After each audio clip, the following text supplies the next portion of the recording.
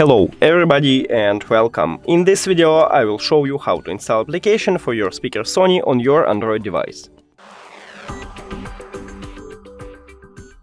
You have to start by open Play Store, now go to search, click on search line and write Sony.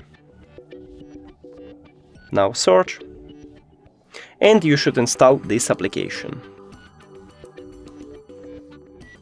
Now open it, allow, choose your region, then click I read and next.